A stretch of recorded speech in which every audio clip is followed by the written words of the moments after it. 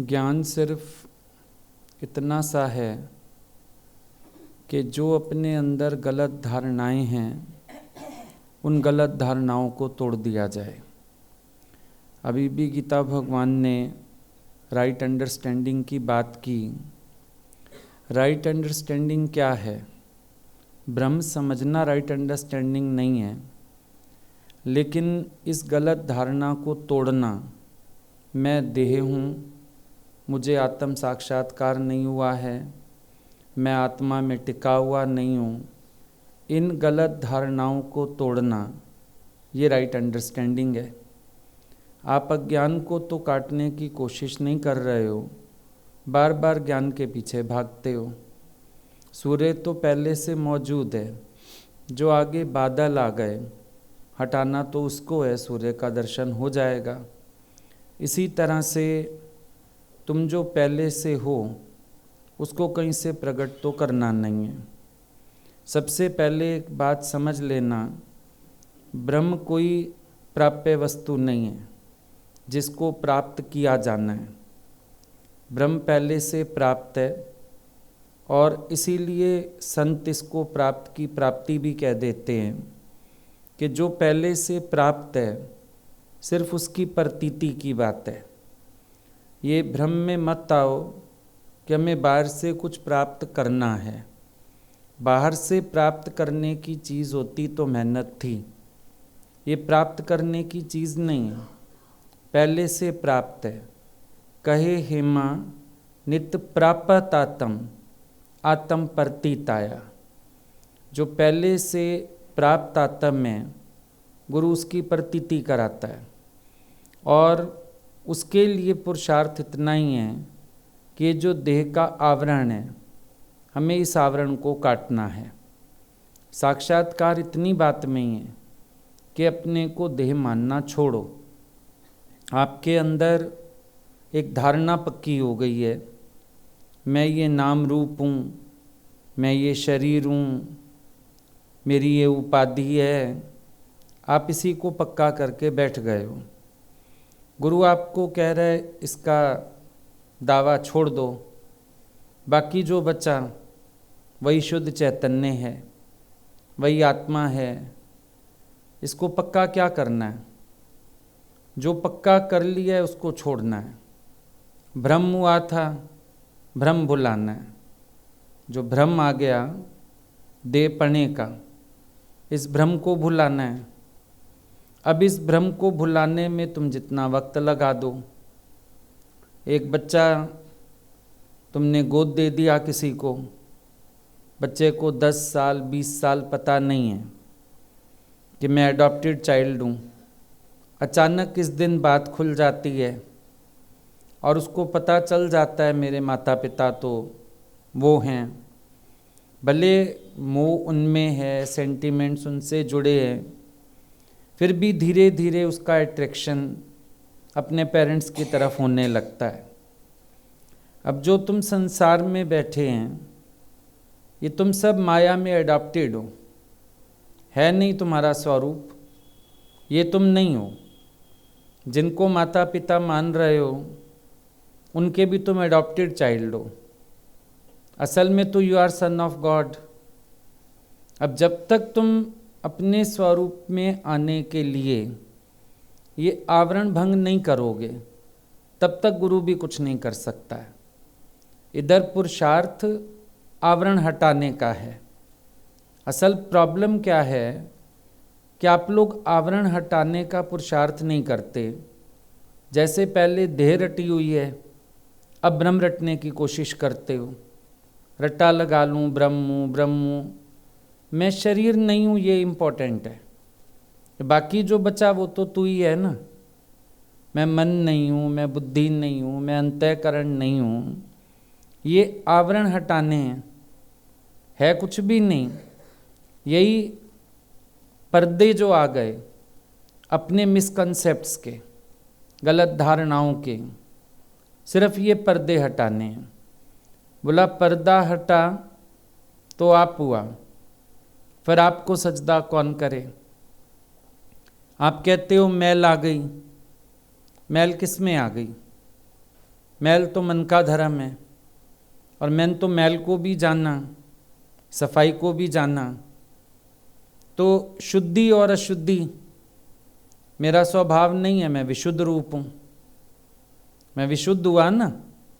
मैंने शुद्धि को भी जाना, अशुद्धि को भी जाना। मैं तो इन दोनों को देखने वाला हूँ। अन्य पुरुष की बात गीता में भगवान ने कर दी। तो अगर उस तरह से अभ्यास में लगोगे तो धीरे धीरे स्वरूप की स्मृति हो आएगी। लेकिन राइट अंडरस्टैंडिंग नहीं होगी तो मुश्किल हो जाएगी। अभी कितने लोग कहते हैं सावधानी रखनी है, हम आज कहते हैं सावधानी किस में रखनी है, मेरे से भूल ना हो सावधानी रखनी है। नहीं, अभूल आत्मा में रहो ये सावधानी रखो, भूल का तो सवाल ही नहीं। अब अभूल आत्मा में सावधान हो गया जो, उससे भूल कौन सी होगी। लेकिन अंडरस्टैंडिंग ही नहीं है ठीक। सब इस मेहनत में लगे, मैं ज़्यादा बोलूँ नहीं, मैं कहीं फिसल ना जाऊँ, मैं कहीं ये ना हो जाऊँ। अब कितनी जगह सावधानी रख पाओगे ऐसे वाली भाई। और इसीलिए दुर्घटनाएं घटती रहती हैं। लेकिन जो आत्मा में सावधान है उससे किसी दुर्घटना की गुंजाइश है। अगर तुम आत्मा में सावधान हो जाओ, अपने स्वरूप में जागृत हो जाओ, फिर बताओ दुर्घटना की गुंजाइश है। लेकिन तुम बाहर की दुर्घटनाएं रोकने में लगे हो। अब हम जब सड़क पर चलते हैं, हम ध्यान से चलते हैं या ट्रैफिक को ध्यान से चलाते हैं? एक बात सोच के देखो। मूर्ख व्यक्ति बस को, कार को हाथ दे के खुद चलता जाता है, तो कई बार तो ब्रेक लग जाती है अगलों की, कई बार तुम्हें चोट लग जाती है। गलती क्या की? बस आ रही थी, अपने को रोकना था, तुम बस रोकने चले, दुर्घटना घट गई। कई लोग शिकायत करते हैं, हमने हाथ भी दिया फिर भी गाड़ी वाला मार गया। तुम जो ऐसे हाथ करो और चलते जाओ, अगला स्पीड पे आ रहा है तो दुर्घटना तो हो सकती है ना। ऐसे हम क्या करते हैं, जो भी बातों से हम सतर्क होना चाहते हैं, अब हमें जागृत तो स्वयं में होना है। हम ये ध्यान रखें हम परमात्मा से अलग ना हों, हम अपने स्वरूप से बहिर्मुख ना हों। अगर हम ये ध्यान रखें तो भूलें नहीं होंगी। लेकिन हम बाहर की हालतों को सोचते रहते हैं, मेरा इससे एक्सीडेंट ना हो, मेरा इससे एक्सीडेंट ना हो। ऐसे कैसे हो सकता है? गलत हो जाएगा। अपने पैरों पे संयम होता है तो अचानक गाड़ी भी आ जाए तो हम अपने को बचा लेते हैं। पर जब अपने पर संयम नहीं है, सामने वाला कितनी सावधानी से आ रहा हो, अब एक बच्चा है उस पर संयम नहीं है उसका, अब गाड़ी तुम कितने ध्यान से निकालो, कई बार बच्चे आगे आ जाते हैं। अब वो छोटा बच्चा है, बॉल के पीछे भाग रहा है, कुछ कर रहा है, तो सावधानी किस में है? अपने आप को सतर्क रखना है ना। और कोई लड़े आपसे, उसकी माँ, गाड़ी कैसे चलाते हो? तुम ये नहीं कहते हाँ मैं संभाल के चलाऊंगा, कहते हो बच्चे को संभाल के रखो ना। आपने बच्चे को सड़क पे क्यों छोड़ा है? अब आपने अपनी वृत्ति को आउटवर्ड क्यों किया है? सोचने वाली बात तो ये है। आप हालतों को दोष नहीं दे सकते, परिस्थितियों से झगड़ा नहीं कर सकते। बात तो ये है आपकी वृत्ति बहिर्मुख क्यों है। सावधानी ये है मेरी अंतर्मुखता ना छूटे। सावधानी ये है मेरा मन भक्ति से बाहर ना आए। सावधानी ये है गीले कपड़े को आग नहीं लगती, लेकिन पानी में पड़े हुए कपड़े को तो आग लगने की संभावना ही नहीं है। अब मैं अगर अपने में रहूं तो भूल की संभावना नहीं है। हम लेकिन किसी और दिशा में चल देते हैं। पहले सारा दिन संसार पक्का करते रहे, अब यहाँ आके ज्ञान उठना शुरू कर दिया। कुछ भी नहीं करना। आत्मा ज्ञान अज्ञान दोनों से परे है। जो जो अज्ञान के विचार धारण कर लिए हैं ना, ज्ञान से आपको उस अज्ञान को काटना है। और उसके बाद ज्ञान अज्ञान दोनों से परे हो के अपने स्वरूप के आनंद में आना है।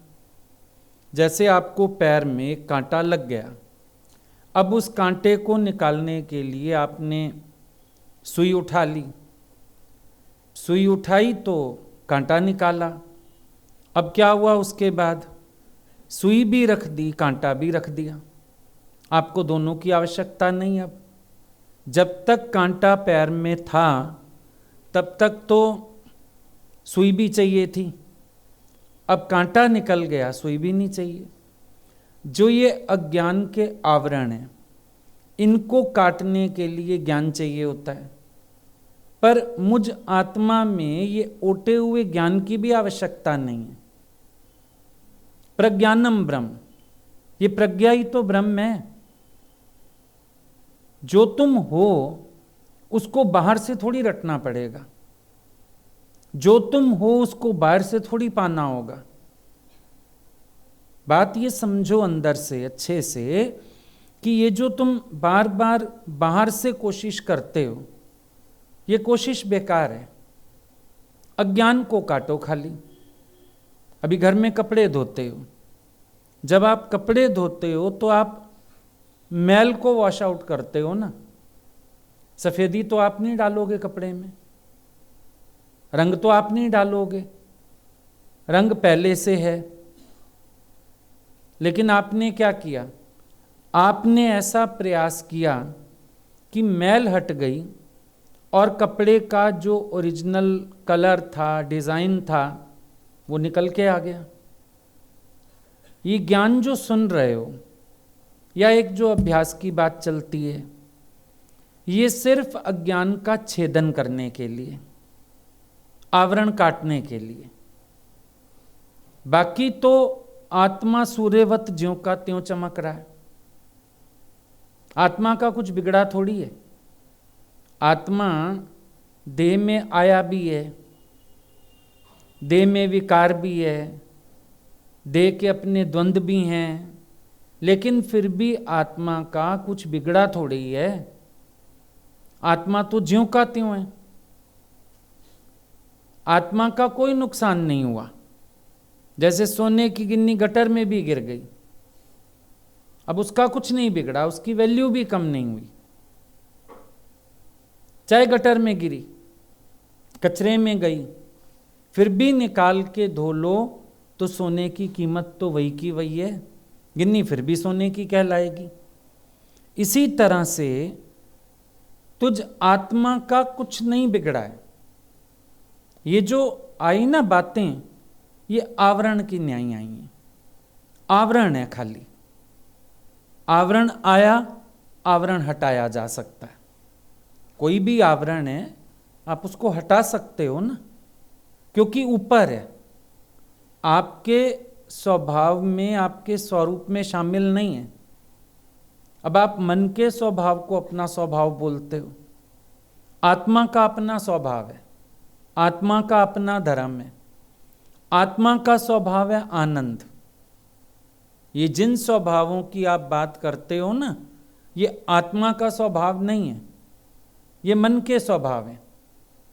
आप जिन स्वभावों की शिकायत करते हो, बातें करते हो, ये वाला स्वभाव है मेरा, वो स्वभाव है मेरा, क्रोध का स्वभाव है मेरा, लोभ का स्वभाव है मेरा, नहीं, ये मन की वृत्ति है।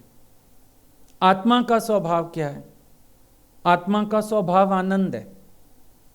तुम आनंद स्वरूप है। ये मन का धर्म अपने में मान रहे हो, यही अज्ञानता है, यही आवरण हटाना है। आदत हो गई ना, मन से एक रूप, तन से एक रूप, एक रूपता पक्की कर ली है। मन से एक रूप होके मन का विकार अपने में मानते हो, तन से एक रूप होके इंद्रियों के साथ बहने लगते हो। लेकिन वहाँ अगर समझो मन के ख्याल के साथ आप बह गए, अच्छा फिर किसने जाना बह गया था और कौन लौटा के लाया? ये जो एक रूपता का अभ्यास हो गया है, अगर आप इसका विभाग करो तो आपको समझ में आएगा मन का धर्म अलग है, मैं अलग हूं। और ये उत्तम जिज्ञासु होते हैं जो गुरु का ये इशारा समझ के ऐसे अभ्यास में लगते हैं। गुरु इशारा दे रहा है कि ये सब तेरा धर्म नहीं है, अब तुम अंतर्मुख हो जाओ और अपने को जानो। इन सब के सिवाय शरीर को, मन को, बुद्धि को, इस सब को अलग करो, क्योंकि अभी इनसे एक रूप हो। ऐसे ब्रह्म के सिवाय कुछ नहीं है, पर क्योंकि अभी मिक्स हो तो पहले अलग करके देखना पड़ेगा, जानना पड़ेगा। ये तू नहीं है, फिर तू कौन है? अब जब तुम इनकार नहीं कर रहे हो, पहले इनकार ही नहीं कर रहे हो, देव उपाधि स्वीकार करके आप आत्म अभ्यास भी करो, फायदा नहीं होता। शुरुआत यहां पर होती है देव उपाधि से इनकार करके, मैं देह नहीं हूं, पहले यहां से शुरुआत करो। अब देह भाव में रह के भगवान देखना चाहते हो, देह भाव में रह के ब्रह्म साक्षात्कार करना चाहते हो, संभव ही नहीं है। मैं भगवान देखूंगा, मैं इसमें भगवान देखूंगा, इसमें तू है और भगवान दिखेगा नहीं दिखेगा। पहले इनकार करो। जब हम खुद देह उपाधि नहीं स्वीकारेंगे, अपने देह अध्यास से अलग होंगे, तभी तो किसी को भी देह करके नहीं देखेंगे। जब हम खुद देह भावना में रहेंगे तो हम किसी को कैसे देह रहित देख लेंगे, भगवान कैसे देख लेंगे? दृष्टि में सृष्टि है ना। अब भगवान ने अर्जुन को गीता सुनाई, पहले तो उसका मर्ज बता दिया। डॉक्टर के पास आप जाते हो, पहले डॉक्टर चेकअप कर लेता है, फिर आप पूछते हो क्या हुआ है, ये हुआ है, फिर दवा लिखनी शुरू करता है। भगवान ने अर्जुन का चेकअप कर लिया। जब अर्जुन ने बात की, हंसते हुए ये भी कह दिया तेरी बुद्धि मोह की दलदल में उलझी है। आप कभी नोटिस करना, कोई आपके सामने मोह का प्रश्न लेके आता है, आप लोग फटाफट ज्ञान के पहलू बोलने शुरू कर देते हो, जो जो मोह के पॉइंट्स पता हैं बोलनी शुरू कर देते हो। भगवान ने कितनी रम्ज से ज्ञान बोला है। सबसे पहले उन्होंने आत्मा की बात शुरू की कि जब तक अर्जुन को ये समझ ही नहीं आएगा कि मैं देह नहीं हूं, उसकी ममत्व बुद्धि कैसे जाएगी? अर्जुन, तू, मैं और ये सब आत्मा ही है। पहले आत्मा के लक्षण बता दिए, बहुत प्रशंसा की है आत्मा की। आत्मा अजर, अमर, अविनाशी, जिसे शस्त्र काटे, नागनी जलाए, गलाए ना पानी, न मृत्यु मिटाए, अदाए अशोषे, ऐसे ऐसे शब्द गीता में आ गए। बहुत प्रशंसा कर दी आत्मा की। उसको बता दिया तू ये स्वरूप है। उसके बाद बाकी ज्ञान चलाया ना, क्योंकि पहले अगर किसी को आत्मा की बात नहीं पता है, ज्ञान उसको फायदा नहीं देगा। पहले हर एक को ये पता होना चाहिए कि ये शरीर मैं नहीं हूं, मैं ब्रह्म स्वरूप हूं। सबसे पहले ये खुलासा होना चाहिए। जब तक ये खुलासा नहीं होगा तब तक काम अधूरा है। आप जितना मर्जी ज्ञान सुनते जाओ, क्या भगवान बाकी के योग पहले नहीं बोल सकते थे? जो उन्होंने कर्म योग बताया, भक्ति योग बताया, बहुत सारी बातें आई ना गीता में, कई योग बता दिए। क्या भगवान वो सब छोटी छोटी बातें पहले नहीं कर सकते थे? लास्ट में आत्मा का लक्षण बोल देते 17वें 18वें अध्याय में जाके। लेकिन दादाजी कहते थे जिसको आत्मा नहीं समझ में आया, हमारा बाकी का ज्ञान उसके सिर के ऊपर से निकल जाएगा, उसको समझ ही नहीं आएगा। पहले निश्चय करे ना, जाने तो अपने को, वो जान ही नहीं रहा अपने को। सारा दिन शरीर बन के बैठा है, शरीर बन के वर्तता है, शरीर बन के बातें करता है, सबको देह भाव से देखता है, नाम रूप की कभी निंदा करता है, कभी प्रशंसा करता है, कभी मन चलाता है, तो जानता ही नहीं वो सच को, तो झूठ के व्यापार और व्यवहार में सारा दिन पड़ा है, उसको ब्रह्म साक्षात्कार कहां से होएगा? पहले तो सच को जाने ना। अब आप सबके कपड़े के पीछे पड़े हो, नाम रूप के पीछे पड़े हो ना, उसी का विचार करते हो, उसी की बातें करते हो, अपने भी नाम रूप में ही पड़े हो। हर एक के अंदर देखो आप, बुद्धि क्या है? अहम बुद्धि। वो अहम कहाँ लगा रखा है? अगर आत्मा से लगाओ तो अभी अभी मुक्त स्वरूप हो, पर उसको जब देह से लगाया है तो काम खराब है, गड़बड़ हो रही है। अब कितने लोग मुक्ति के विषय में प्रश्न करते हैं, हम मुक्त कैसे होएंगे? भाई बंधन ही नहीं बना है, हम तुम्हें मुक्ति की युक्ति क्या बताएं, इलाज क्या बताएं? बंधन बना है तो मुक्ति के विषय में प्रश्न करते हैं।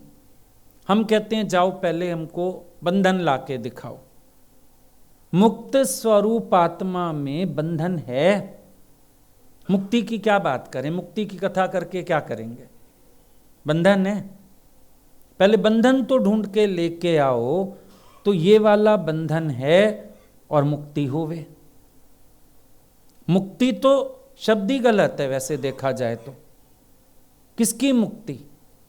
बंध मोक्ष दोनों कल्पित है। जब बंधन नहीं है तो क्या हम मुक्ति की बात कर सकते हैं? अब आपका मन बंधा है नाना प्रकार के विचारों से, इसके अंदर बहुत कामनाएं भी हैं, लोभ भी है, हवस भी है, दिखावा भी है, लेकिन ये सब मन भी वश कैसे आएगा?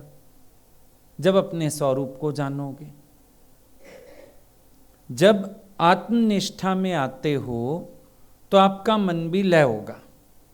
पर ऐसे आप मन के पीछे दौड़ते रहो तो जैसे चूहे बिल्ली का खेल चल रहा है, भागते रहते हो सारा दिन मन के पीछे। मन को यहाँ से हटाऊं, यहाँ से रोकूं, मन हटता नहीं है। पूरा दिन ख्याल देखो जगत का चल ही चल रहा है। एक चीज़ आ जाए आपके सामने, समझो एक घर बनाना है, अब सारा दिन दिमाग में घर घर घर घर घर, उसके डिज़ाइन और खिड़कियाँ और दरवाजे और चीज़ें, वही चल रहा है। एक बात आ गई ना दिमाग में, कहीं आपके घर में आपको जाना है, भतीजे की शादी है, किसी का कुछ मुंडन है, किसी का चोला है, अब मन वहीं इर्द गिर्द घूमना शुरू हो गया, उसी के चक्कर काटे जा रहा है, काटे जा रहा है। ये इतना चिंतन क्यों है? क्योंकि जगत में सतबुद्धि जा रही है। जगत में सतबुद्धि क्यों जा रही है? अपने को देह जानने से फिर जगत कल्पना से खड़ा होता है, वो कल्पित जगत सच लगता है। जगत बना नहीं, ब्रह्म ही ब्रह्म है, पर जगत सत भास रहा है। बार बार जगत की भावना हो रही है क्योंकि शरीर से मैं नहीं जा रही है। जब तू जीव है तो जगत सच है, जब तू जीव नहीं है फिर जगत है ही नहीं। हे राम जी, जगत बना ही नहीं। जीव जगत की कल्पना से बाहर नहीं आता, ब्रह्म में जगत की कल्पना नहीं हो सकती है। निश्चयात्मक बुद्धि वाले को जगत की कल्पना नहीं हो सकती है, लेकिन जो संशय बुद्धि वाला है, जीव भाव में पड़ा है, उसके पास ये कल्पना से बाहर आने का कोई उपाय नहीं है। उसका मन उसको फिर घसीट के जगत के कामनाओं में ले जाता है, फिर देह को सच मानता है, फिर देह से संबंधित बातें सच मानता है।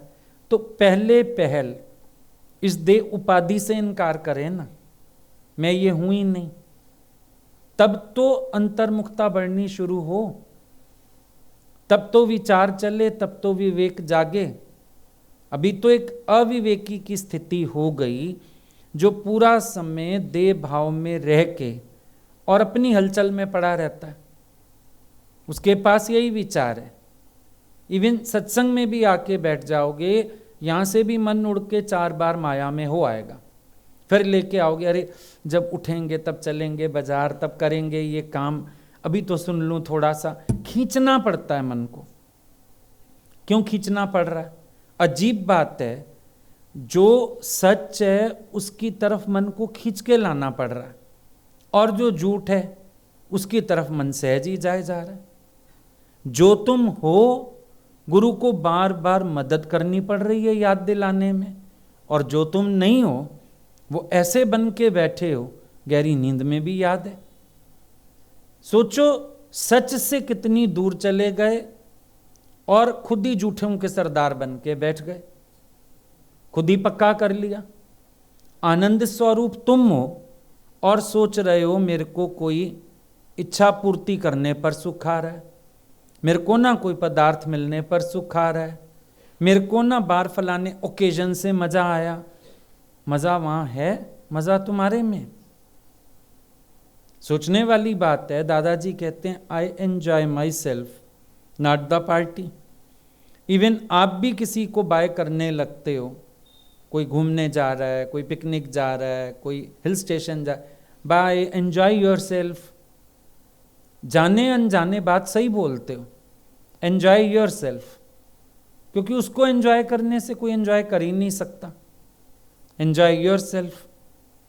मान लो आप हिल स्टेशन भी चले जाओ, शादी में भी चले जाओ, पर आपके प्रतिकूल कोई बात हो गई, अब एंजॉयमेंट आए वहां से? अब तो नहीं आएगा।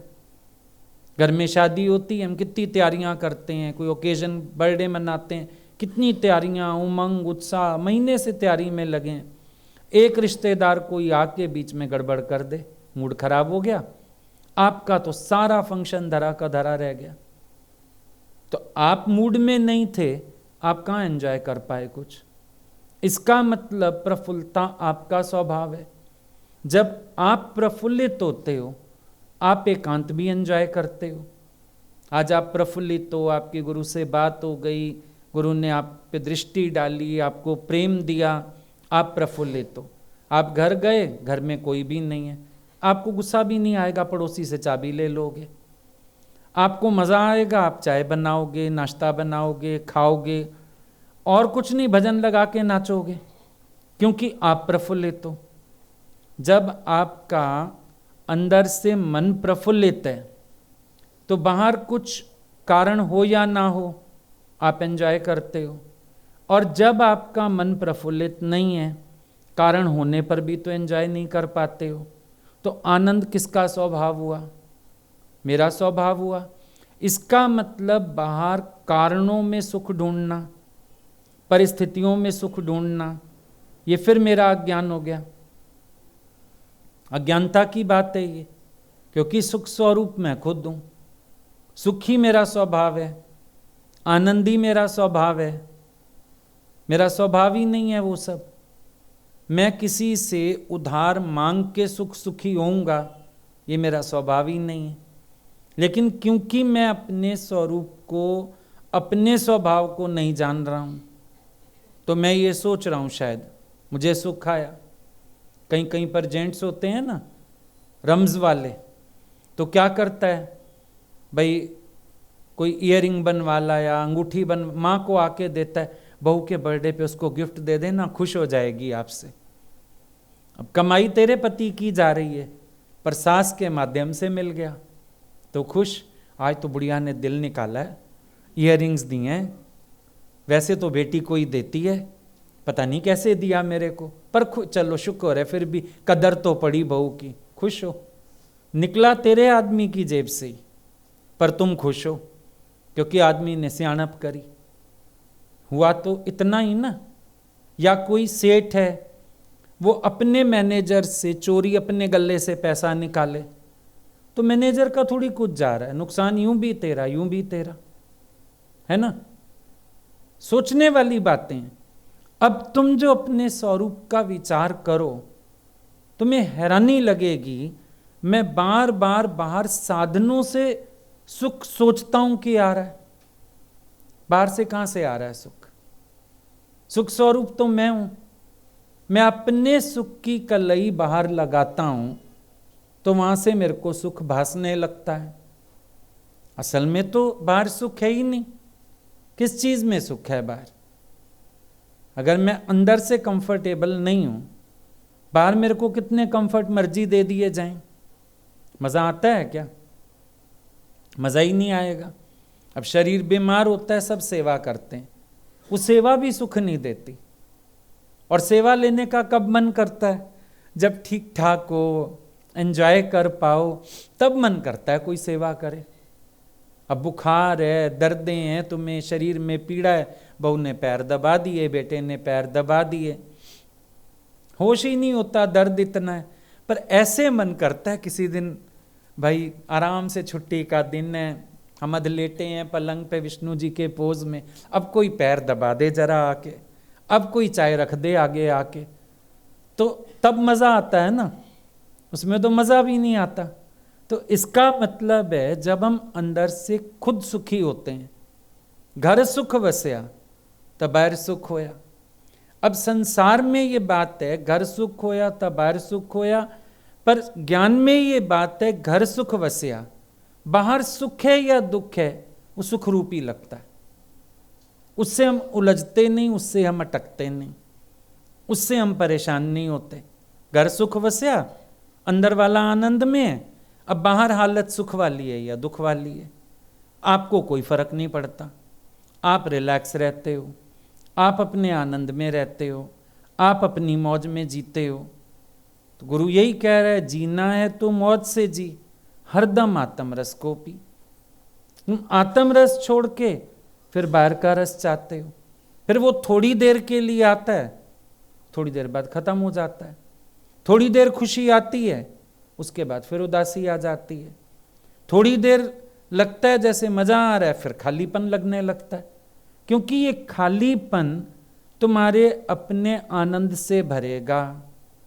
अब एक कुआं सारे गांव को पानी पिलाता है ना, सारे गांव के लोग पानी भरने आते हैं, सब पानी पीते हैं, पर सारे गांव के लोग मिलके कुआं भर सकते हैं?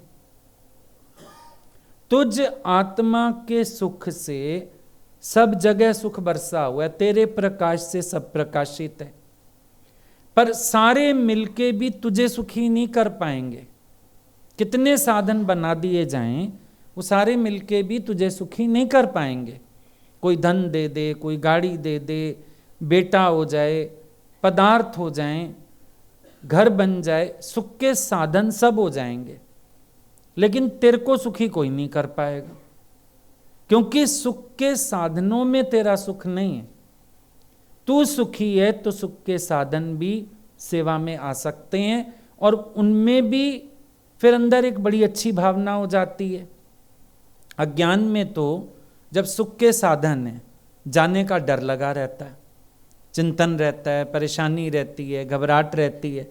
ज्ञान के बाद जब आप उन पे डिपेंडेंट नहीं होते हो, तो उनके रहने ना रहने में भी फर्क नहीं पड़ता है, तो आप सुख ले लेते हो, पर आपको ये चिंतन नहीं बांधता ये सुख चला गया तो, ऐसा हो गया तो, ये चिंतन नहीं बांधेगा।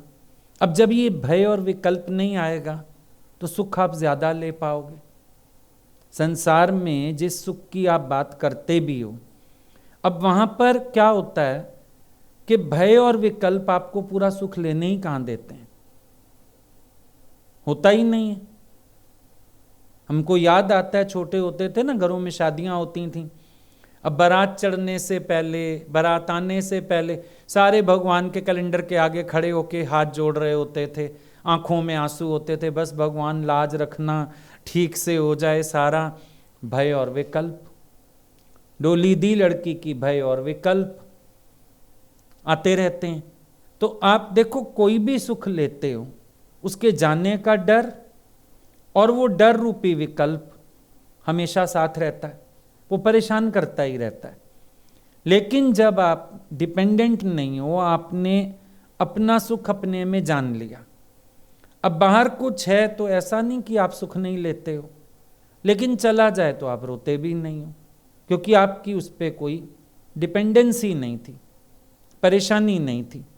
कोई बात नहीं, अब पानी की बोतल फ्रिज से निकाली, पीने लगे पानी, बोतल गिर गई, टूट गई, पानी गया, आप नहीं रोते कि बोतल तो और बहुत पड़ी है, पानी तो घर में बहुत पड़ा है। ऐसा है, था तो पी रहे थे, कोई दिक्कत नहीं थी, पर मान लो बॉटल टूट गई तो कोई बात नहीं, दूसरी निकाल के पी लेते हैं, है कोई परेशानी। ऐसी हो जाती है ज्ञानी की अवस्था। लगेगा कभी कि सबके बीच बैठा है राजा जनक, भाई बैठा है, वो भी सब एंजॉय कर रहा है, सारे सुख ले रहा है, राज्य में बैठा है, सारे विषय सुख तो सामने है, सच में है, कोई दिक्कत नहीं है, भोग पदार्थ सब है, और है तो इस्तेमाल भी करेगा। अगर सोने का सिंहासन है तो चढ़ के बैठेगा भी सही, हीरे का मुकुट है तो लगाएगा भी सही, रेशमी वस्त्र है, मतलब शरीर की प्रारब्ध को समझो भोगाना भी पड़ता है ज्ञानी को। एक बात है, दिखने में आता है ना विज्ञानी के शरीर की प्रारब्ध है, और शरीर की प्रारब्ध वो शरीर को भोगा भी रहा है, लेकिन इसमें भी निरासक्त योग को प्राप्त है, क्योंकि ना उसको शरीर से वास्ता है ना शरीर की प्रारब्ध से वास्ता है, दोनों से उपराम है। अब एक तरफ हम राजा जनक देखते हैं, उसकी स्थिति, वो राज्य में रहता है, हीरे का मुकुट लगाता है, सोने के सिंहासन पे बैठता है, एक वो स्थिति, एक राबिया की स्थिति। अब दोनों की आंतरिक स्थिति एक है, वहां शरीर की प्रारब्ध का हिसाब राजा जनक का, राजा जनक शरीर को भोगा रहा है। राबिया है, उसके शरीर की प्रारब्ध का हिसाब ऐसा है कि ढंग का एक बिस्तर भी नहीं है, ढंग की झोंपड़ी भी नहीं है, लेकिन आनंद तो दोनों का एक है, दोनों का आनंद एक है। इधर राजा जनक है जो रेशमी वस्त्र पहनता है, मुकुट लगाता है हीरे का, 36 प्रकार के भोजन खाता है, दास दासियां सेवा में रहती हैं। उधर शुकदेव मुनि है जो निर्वस्त्र रहता है, निवृत्ति मार्ग में, संग भी किसी को लेके नहीं चलता, आंख खोल के दुनिया भी नहीं पूरी देखता, गोपियां नहा रही हैं उसको पता ही नहीं, अबोध बालक निकल गया। पर दोनों का आनंद फिर एक सा है, दोनों का आनंद एक है। अब शुकदेव के आनंद में बाधा कहां थी? एक अहम था जो अड़ा हुआ था, जो बार बार उसको कहता था तू श्रेष्ठ, तू श्रेष्ठ, पिता से भी तू श्रेष्ठ, तू इतना शास्त्र पढ़ा हुआ, तू 16 आने वैरागी, ये तो फिर भी घर गृहस्थी वाले। एक अहम अड़ा हुआ था जो बीच बीच में, देखो जहां जहां अहम आएगा आनंद में विक्षेप होगा, जहां जहां देह बुद्धि आएगी वहां कोई ना कोई बाहरी आवरण आ जाएगा। इसी चीज ने बांधा था शुकदेव मुनि को। जब आया जंगल से शास्त्र पढ़ के, गाड़ी भरा के आया साथ, पिता वेद व्यास खड़े थे सामने, उनको प्रणाम नहीं किया क्योंकि लगा मैं तो बड़ा ज्ञानी हूं, मैं कैसे प्रणाम कर सकता हूं इनको, प्रणाम नहीं किया उसने। तो पिता समझ गए अभिमान आ चुका है, उन्होंने उससे पूछा। अब ऐसा मत समझना कि क्या वेद व्यास का ईगो हर्ट हुआ, ज्ञानी का ईगो हर्ट नहीं होता किसी से भी, लेकिन करुणावश एक सही समझ देना जरूरी हो जाता है। अब उन्होंने ऐसा नहीं कि उनको बुरा लगा कि इसने प्रणाम नहीं किया, पुत्र धर्म नहीं निभाया, लेकिन इतना समझ गए कि आध्यात्म के मार्ग को तो इसने पकड़ लिया है, लेकिन बीच में इसकी राह गड़बड़ हो रही है, ये फिर अभिमान के अधीन हो रहा है, तो इसका सारा स्पिरिचुअलिज्म धरा का धरा रह जाएगा। तो उन्होंने बस उससे एक बात पूछी, बेटा कुछ ऐसा पढ़ा जिसको पढ़ने के बाद कुछ पढ़ना शेष ना रहे, कुछ ऐसा देखा जिसको देखने के बाद कुछ देखना शेष ना रहे, कुछ ऐसा सुना जिसको सुनने के बाद कुछ सुनना शेष ना रहे। अब अटक गया। शास्त्रों से भी निचोड़ अच्छे निकाले थे, लेकिन वही बात है कि गुरु के बिना हरि मिल भी जाए तो हरि मिलने पर भी मन का भेद भ्रम नहीं जाए। अटक गया। गुरु उससे पूछा व्यास मुनि से, आप ही बताइए। बोला ये प्रॉब्लम गुरु सॉल्व करेगा। राजा जनक के यहाँ भेजा। अब वहाँ भी शंका आ गई। पहले तो परीक्षा में पास हुआ, सुख दुख में सम था, फिर उनके पास गया उन्होंने मैसेज भेजा कुछ लेके नहीं आना। गया, जाके शंका आ गई। राजा जनक बोलते हैं मैंने कहा था ना कुछ लेके नहीं आना। बोला मैं कहाँ कुछ लाया हूँ। बोला शंका लाया, मन में ख्याल लाया कि ये कैसे ज्ञानी हो सकता है, इसका पैर तो सुंदर स्त्रियों की गोद में है। बोला दूसरा पैर देख गरम तेल के कढ़ाई में। हम सब मौके रहते हैं। चलो निश्चय की बात हुई, समझा। अब बोला मेरे को आपको दक्षिणा देने की है। बोला दक्षिणा देनी है ना तो कोई निरुपयोगी वस्तु ले आ। अजीब दक्षिणा है, निरुपयोगी वस्तु। जनक बोले उपयोगी वस्तुएं तो मेरे यहां बहुत हैं, तेरे को कुछ चाहिए तो ले जा। निरुपयोगी वस्तु ले आ कोई, वो भेंट कर मुझे। गया, खुजली वाला कुत्ता पड़ा था, मालिक ने निकाल दिया था। उसको उठाने लगा तो कुत्ते ने आवाज दी, बोला मेरे को नहीं उठाना। भले मेरे मालिक ने निकाल दिया पर मैं उसका आज भी वफादार हूं। मैं आज भी उनके दरवाजे पे बैठा हूं, भले वो मुझे अंदर नहीं आने देते, तो मैं मनुष्य से ज्यादा वफादार हूं। आगे गया, विष्ठा पड़ी थी। सोचा ये विष्ठा ही उठा के ले जाता हूं, ये तो निरुपयोगी है। विष्ठा में से आवाज आ गई। बोला मेरे को हाथ नहीं लगाना, मैं तो बहुत अच्छी मिठाई थी, तुझ जैसे दे अध्यासी का संग करके मेरी ये दुर्गति हुई, मुझे हाथ नहीं लगाना। लौट के आ गया। राजा जनक ने बोला भेंट नहीं लाए। बोला लाया हूं। क्या भेंट दे रहे हो। बोला मेरा अहंकार सबसे निरुपयोगी है, आप ये ले लीजिए।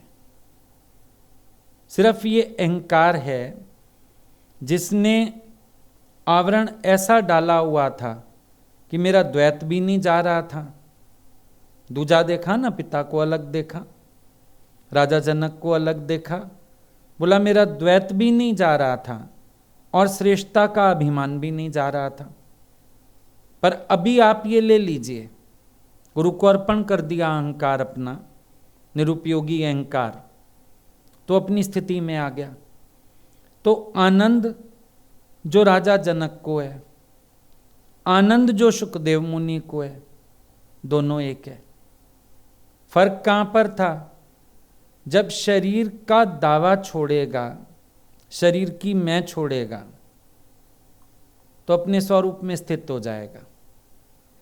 जब तक देह की मैं शेष है, उसको राजा जनक के लिए भी शंका आएगी, पर अपनी देह बुद्धि चली गई, अब शंका का कोई सवाल नहीं है। अब शंका जैसी कोई बात ही नहीं। समझ में आ गया, ना मैं शरीर हूं, ना शरीर की प्रारब्ध मेरी है, मैं हूं अपने आनंद में। अब शरीर की जैसी प्रारब्ध है, इसको वही प्रारब्ध भोगाते हुए भी ज्ञानी आनंद में। राम तीर्थ जंगलों में, वहां भी आनंद में। राजा जनक राज्य में है, वहां भी आनंद में। ये हुई ना ब्रह्म की स्थिति। अब किया क्या दोनों ने, ना कुछ ग्रहण ना कुछ त्यागे, पूर्ण में परिचिनता भागे। ना कुछ ग्रहण ना कुछ त्यागे, ना ग्रहण है ना त्याग है, सिर्फ ये देह अध्यास को चीरने वाली बात है। अभी आपके बर्थडे पे कोई गिफ्ट दे के जाता है तो आप पैकिंग पे फिदा होके नहीं रख देते हो पैकिंग, आप खोल के देखना चाहते हो भीतर क्या है। हर कोई गिफ्ट के अंदर देखना चाहता क्या है। ये तो पैकिंग है शरीर, गिफ्ट तो अंदर है। आप इस पैकिंग पे फिदा हो गए हो, बड़े खुश हो इस पैकिंग से, बार बार इस पैकिंग में ही मन रखते हो। लेकिन गुरु कहता है इस देह बुद्धि को गंवाओ। You are not this body, इससे ऊपर उठो। अब भूल आत्मा के निश्चय से भूल खत्म होगी, ना कि भूलें खत्म करने से भूलें खत्म होंगी। जब कपड़ा कोई मैला होता है, दाग लग जाता है, उसको आप डिप करके रख देते हो पानी में, साबुन घिसने से फर्क नहीं पड़ता, डिप करके रख देते हो तो मैल उकल जाती है, दाग उकल जाता है, फिर जरा सा हाथ लगाते हो, साफ है। यहां भी बात यही है, हर समय अपने निश्चय में रहना और नेस्ती के व्यवहार से देह अध्यास के विचारों को काटना, पुरुषार्थ ये है। ये जो धारणा अंदर बन चुकी है, मैं देह हूं, इस धारणा को काटना है। ये जो अंदर धारणा हो चुकी है मैं भगवान से अलग हूं, इस धारणा को काटना है। ये जो धारणा हो चुकी है मुझे आनंद नहीं है, इस धारणा को काटना है। मैं हूं ही आनंद स्वरूप, आनंद नहीं है का तो कोई मतलब ही नहीं है, मैं तो आनंद स्वरूप हूं। ये कैसे सोच लेते हो कि ये नहीं है, साक्षात्कार नहीं है, मैंने आत्म निश्चय नहीं है। ये बार बार जो ये गलतियां कर रहे हो ना, अब जरा सा कोई ख्याल आया, कोई बात आई, फटाफट आप डिसीजन दे देते हो, देखा मैं तो आत्मा के निश्चय में हूं ही नहीं, देखा हम सुखी दुखी हुए, मेरे को तो आनंद है ही नहीं। अरे उस समय भी अगर याद करो मैं आनंद स्वरूप हूं, मैं ये सुख दुख के झमेले में क्यों पड़ रहा हूं, तो उस समय भी पावर आ जाएगा, उसी समय पावर आ जाएगा। सिर्फ विचार की बात है, हम कैसा विचार करते हैं। हम जो है बार बार उसको इनकार करते जा रहे हैं, तो बात कैसे बने। खुद ही इनकार कर रहे हैं, बार बार खुद ही कह रहे हैं नहीं नहीं नहीं। अभी आनंद पाना है, कहां से पाना है, भगवान से मिलना है, कौन से भगवान से मिलना है, कहां है भगवान जिससे मिलना है, विचार तो करो ना। गुरु कह रहे हैं निश्चय की बात करो, आप बार बार संशय की बात कर रहे हो। गुरु कह रहे हैं जागृति में रहो, आप बार बार नींद की बातें करते हो। गुरु कह रहे हैं अपने पर कृपा करो, आप गुरु को कहते हो आप कृपा करो। गुरु आपको कह रहे हैं बंधन ही नहीं है, आप कह रहे हो गुरु मेरे को मुक्ति दो। बंधन ही नहीं है भाई, कहां से मुक्ति दें बताओ। वो शिष्य रोज कहता है गुरु जी बंधन छूटते नहीं छूटते नहीं। अगले दिन आया, गुरु जी पेड़ को झप्पी लगा के खड़े थे। गुरु जी चलो सत्संग नहीं करना, बेटा पेड़ छोड़ता नहीं, पेड़ छोड़ता है। बोला आप छोड़ें तो पेड़ क्या पकड़ेगा आपको। बोला मैं भी तो रोज यही कहता हूं छड़ता छुट्टी। तू रोज कहता है दुनिया नहीं छोड़ती, बंधन नहीं छोड़ते, बंधन तो तुझे कोई है ही नहीं। जैसे पेड़ को मैं झप्पी लगा के खड़ा हूं, पेड़ मुझे नहीं बांध सकता। इसी प्रकार से तू मुक्त आत्मा बार बार अपने में बंधन का विचार करता है, बंधन तो है ही नहीं। तुझमें ना बुढ़ापा, ना दुख, ना बीमारी, ना मृत्यु, तेरे में तो कुछ भी नहीं। ये सब देह की अवस्थाएं। फिर अपने को देह मान के फिर दुखी सुखी होते। मैं बीमार था, अब मैं ठीक हूं। मैं नहीं बदली मेरी, मैंने बीमारी को भी देखा, स्वास्थ्य को भी देखा। मैं बदली क्या, मैं तो वहीं की वहीं है मेरी। मैं नहीं बदला, एक साक्षी ना बदला है, एक चेतन ना बदला है, ये जग अदला बदली है।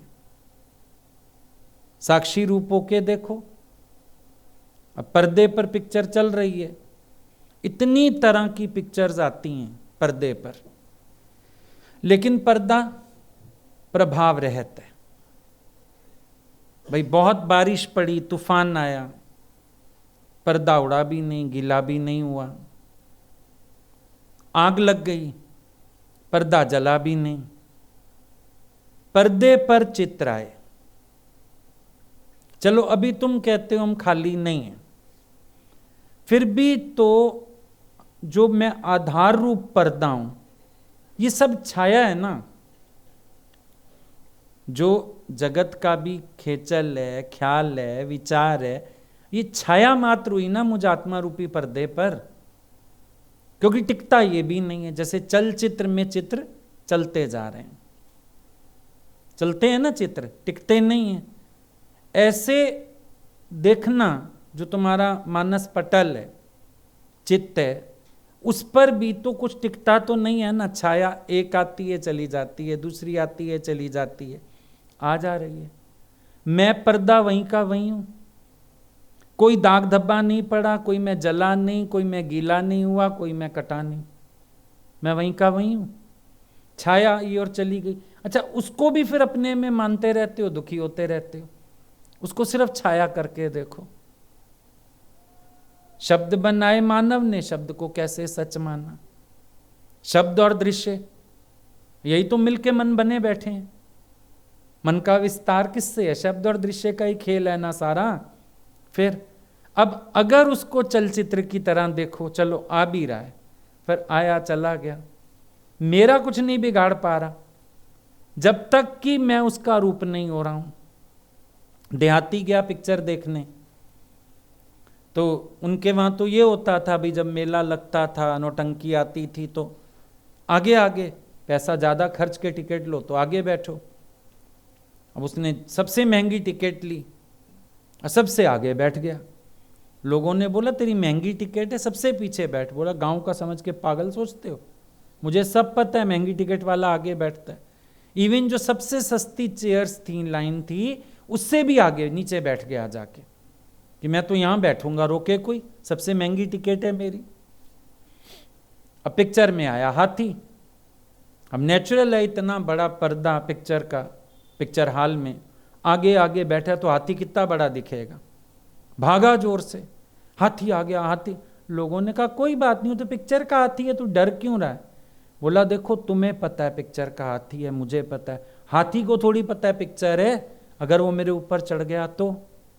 अब देहाती की बात सुन के हंसी आती है, पर ये देहाती वाले कर्म हम सारा दिन कर रहे हैं। मिथ्या जगत, मिथ्या जगत की बातें, मिथ्या जगत के शब्द, मिथ्या जगत के सुख दुख, और आप इनसे बचने के उपाय ढूंढ रहे हो देहातियों की तरह। गुरु कह रहे हैं नहीं मिथ्या है, कहते हो जी आपको पता है मिथ्या है, मुझे पता मिथ्या है, इसको थोड़ी पता है मिथ्या है। देहातियों वाली स्थिति है कि नहीं? जो आ रहा है, अगर उसको सिर्फ ये देखो कि एक पर्दे पे छाया है, क्या बिगाड़ेगा तुम्हारा? तुम्हारा तो कुछ बिगड़ ही नहीं रहा, तुम तो कूटस्थ हो, आनंद रूप हो, तेरा क्या बिगड़ रहा है?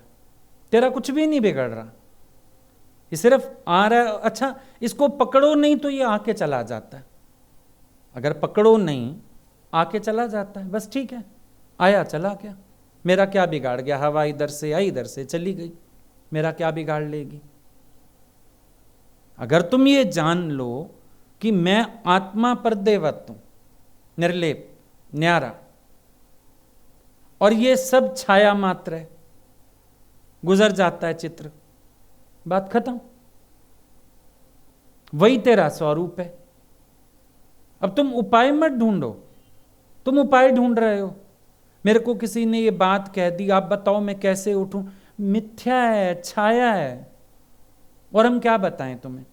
तुम्हें सपने में गिदाड़ी काट गई, अब तुम दवाई पूछने आए हो, जरूरत है दवाई देने की? तुम बता दो। अच्छा, सपने में तुम्हें चोट लग गई, तुम्हारा एक्सीडेंट हो गया, तुम सवेरे डॉक्टर के यहाँ पहुंच जाओ, प्लास्टर चढ़ा दो, इंजेक्शन लगा दो, पट्टी बांध दो। कहाँ बांधे? सपना था ना। अब ये क्या है? स्वप्नवत है खेल सारा। जागो तो पता चलेगा। कल मैंने बोला जागृति की अवस्था लंबी चलती है, सच्ची लग रही है। स्वप्न छोटा होता है समय तो लगता है कि हाँ सपना था, पर जागृति लंबी है तो लग रहा है बड़ा है खेल, सच है। अगर देखो सिर्फ आया और चला गया, तो उपाय कोई है? इस दुख से कैसे ऊपर उठूं? दुख सच्चा है तो हम तुम्हें बताएं कैसे ऊपर उठो। दुख सच्चा ही नहीं है, बातें सच्ची ही नहीं है, तूने पकड़ लिया तो सच्चा लग रहा है तुझे, छोड़ दे, चला गया। किसी ने शब्द बोला, वो तो उस टाइम बोला था, अब कब का गया वो शब्द, तो पता नहीं कहाँ यात्रा करके चला गया। गंगा नदी में तुम जाते हैं, उधर शाम के टाइम आरती होती है, लोग वो डोने बहाते हैं जोत जला के, 5 मिनट में वो डोना कहाँ निकल गया पता ही नहीं। तुम गाड़ी उठा के भागो साथ साथ, तुम्हें वो डोना अब नहीं मिलेगा, भाग गया वो, पता ही नहीं कहाँ गया। कहीं बीच में डूब गए, कहीं कहाँ चले गए, अब नहीं मिलेगा। बात हुई, शब्द आया, निकल गया, पर तुमने पकड़ रखा है, कैद तुमने कर रखा है, शब्दों को, दृश्यों को कैद तुमने किया है ना। अगर तुम अपनी कैद से रिहा कर दो, अभी सत्संग आता है ना, अभी टेलीकास्ट होता है, तो कई लोग स्क्रीनशॉट ले लेते हैं, उनको आता है इसमें से। अब चलते अच्छा भला सत्संग चल रहा है, पिक्चर क्लिक कर ली उसमें से, तुमने करी ना, वरना तो आगे का सीन आ रहा था, आगे की बात हम बता रहे थे, तुमने एक पोज क्लिक कर लिया। यही संसार है तुम्हारा, तुम्हें स्क्रीनशॉट्स लेने की आदत है। 1 घंटा किसी के पास बैठे, जो 1 या 2 मिनट के स्क्रीनशॉट हैं वो घर ले आते हो, बाकी पिक्चर छोड़ाते हो। कहीं भी गए, अच्छी चीजें भी थी, अच्छे मोमेंट्स भी थे, सब भूल गए। उसने मेरी बेइज्जती कर दी, उसने मुझे ये कह दिया, वो एक क्षण वाला स्क्रीनशॉट ले आए घर, यही भूल कर रहे हो। उसको हटा दो तो कोई बात ही नहीं है, मुझे ये कहा, मुझे वो कहा, अच्छा तू वो है, चल पहले यही बता तू वो है। दादू साहब की तरह बैठ जाओ, माता जी मैं तो वो हूं ही नहीं, पर तुम्हें उस समय याद ही नहीं आता कि मैं वो हूं ही नहीं। उस समय तुम्हें लगता है मैं ही हूं, मुझे ही कहा जा रहा है, मेरा ही अपमान किया जा रहा है, मेरे को गाली दी जा रही है। बैठ जाओ मुस्कुराते हुए, दादू साहब की तरह बैठ जाओ कि माता जी मैं तो वो हूं ही नहीं। कैसे उसने बोला, मैं वो नहीं हूं जिसको तुम गाली दे रहे हो। पास आ गई, कॉलर पकड़ लिया, ये दादू, ये बोला नहीं मैं ये नहीं हूं, आपको गलत फहमी है। वो तो कब का मर गया जिस दादू को तुम जानती थी, बात खत्म। अब जब तुम ही नहीं हो, वैसे कहते हो गुरु से मौत खरीद कर ली, फिर अब उपाय बताओ, किस चीज का उपाय दिया जाए। तो मतलब गलत धारणाएं अगर आप मार दो अपनी, तो बस आप तो ब्रह्म हो ही। कोई नमक मिर्च डाल के तड़का तो लगाना नहीं है। दादा बोलते थे गधा होवे घोड़ा बनाना है तो मेहनत लगे। घोड़ा गधा मान बैठा है अपने को, बस घोड़ा मान ले कि मैं घोड़ा हूं, गधा नहीं हूं, छुट्टी। इतना ही है अभ्यास, और कोई अभ्यास नहीं है। गुरु का पूरा समय लग जाता है आपको मनवाने में कि तू गधा नहीं है, तू घोड़ा है, और आप फिर कहते हो नहीं गुरुजी मैं घोड़ा कैसे हूं। अरे तू गधा कैसे है ये बता जरा, गधा कैसे है, तू शरीर कैसे है। हम तो बता रहे हैं तू साक्षी है, फिर भी बता रहे हैं, तुम बताओ जरा तुम शरीर कैसे हो, तुम नाम रूप कैसे हो। तुम नहीं हो ना नाम रूप, नाम रूप सब जग का रूप है, तू तो अस्थि भांति प्रिय रूप है। तो क्यों नहीं अपने सत स्वरूप में आ रहे हो। ये सब तो नाटक है जो कर रहे हो, ये सच थोड़ी है, तो व्यवस्था है एक जीने की, सच थोड़ी है। अब एक होटल में, धर्मशाला में भी हम रहते हैं, याद होगा पुराने ज़माने में धर्मशालाएं होती थी, होटल नहीं होते थे। धर्मशाला में जाओ सिर्फ एक दरी मिलती थी, तकिया भी नहीं मिलता था, सिर्फ एक दरी दे देते थे बिछा के, चारपाइयाँ भी नहीं होती थी। और सवेरे उठ के अपने कमरे में झाड़ू आप लगानी होती थी। धर्मशालाओं के ट्रेंड ही यही थे, अपना धर्मशाला की में अपने कमरे की सफाई खुद करो। बाथरूम अलग होते थे, टॉयलेट्स अलग होते थे, अटैच का फैशन नहीं था, एक अलग सी बिल्डिंग बनी रहती थी, सारे बाथरूम टॉयलेट वहाँ हैं, सब वहीं पर जाएंगे। भोजन नीचे रसोई में मिलेगा, अब जैसी व्यवस्था होती थी आप जाके वैसे ढल जाते थे उसमें। अब ये क्या है? संसार की व्यवस्था है, घर है, परिवार है, बाल बच्चा है, पालना है, पर ये प्राइम एम तो नहीं है ना, ये तो व्यवस्था है, प्राइम एम तो नहीं है। तू ये सब तो नहीं है। अगर तू यही सब होता, अब सोच के देखो, आप कहते हो हम माता पिता हैं, हमारा फर्ज है बच्चे को पालना। अगर ये भगवान की तरफ से होता तो छोटे बच्चे के माता पिता नहीं जाने चाहिए थे, कईयों के दोनों ही चले जाते हैं, कईयों का एक चला जाता है। इसका मतलब भगवान ने ये काम नहीं दिया हुआ हमें। हम माँ बाप हैं, हमारा फर्ज है शादी ब्याह कराना, फिर कुआरा, जिनके बच्चे कुआरे हैं उनको जाना नहीं चाहिए।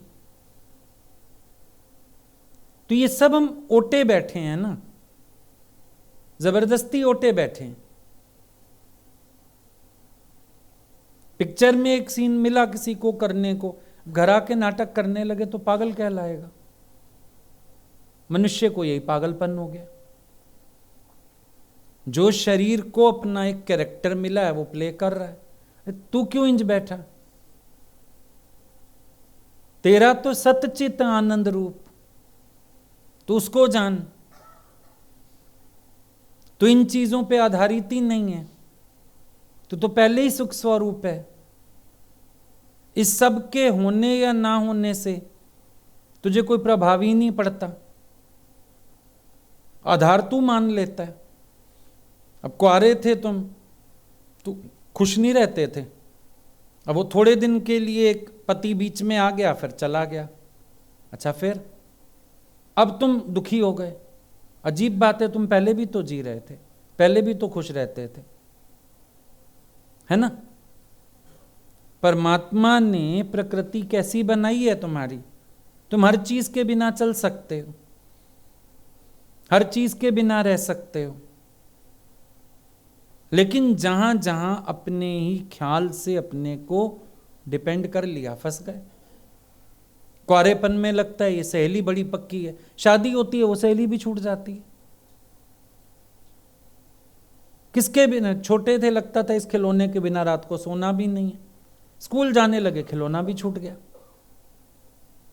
और छोटे थे लगता था मां की गोदी से उतरना ही नहीं है, मां भी होशियार है, जब गहरी नींद आती थी धीरे धीरे लिटा देती थी। हाथ पैर बच्चा मारता फटाफट तकिया लगा देती है कि मैं ही सो रही हूं, वो तकिए को मां समझ के लिपट के पड़ा रहता है। सोचो ना, कभी तुमने कई जगह सोचा शायद अब ये मेरा आधार है, पर समय के हिसाब से बदल गया तो तुम खुश रहे। अब जरा सा और विचार कर लो, तो तू तो है ही सुख स्वरूप। अगर तू सुख स्वरूप ना होता, बार बार तेरे आधार बदले गए, तू दुखी होता ना।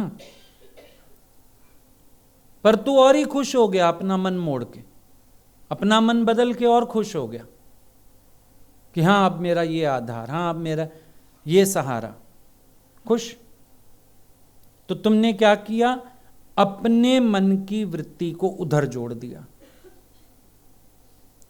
मां से वृत्ति हटा के पाप में जोड़ दी बाहर घूमने के लिए, बाप से वृत्ति हटा के खिलौनों में, खिलौनों से वृत्ति हटा के दोस्तों में, दोस्तों से वृत्ति हटा के बीवी में, बीवी से वृत्ति हटा के बच्चे में, करते रहे, यही करते आए हो। अब जरा एक बार वृत्ति अपने में जोड़ लो, वापस आम्रफल हो जाएगा। राजा ने दिया रानी को, रानी ने दिया सईस को, सईस ने दिया नर्तकी को, नर्तकी फिर ले आई राजा के पास। अब ये वृत्ति यहां यहां यहां यहां, अब ले आओ वापिस अपने में, इतना ही है। जस्ट टू नो, ज्ञान विचार करो, एक बार समझने की कोशिश करो, बहुत प्रयास भी नहीं लगेगा, सिर्फ गलत धारणाओं को तोड़ना है बस। तो जो तुम हो सो तुम हो, बी एज यू वर, ठीक।